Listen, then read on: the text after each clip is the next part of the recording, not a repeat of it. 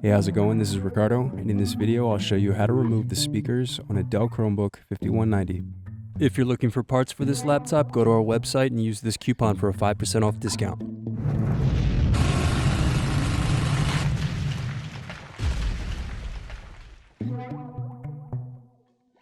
First unscrew, then use fingers to pry apart bottom base.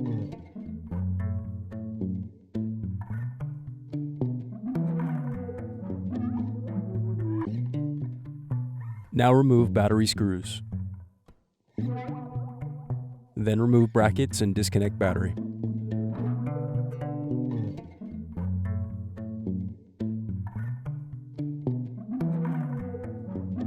Next, disconnect and remove speakers.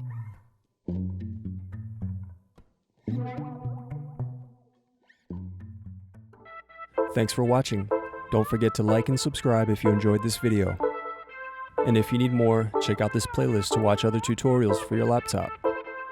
You can also click here to find parts for your laptop at partspeople.com.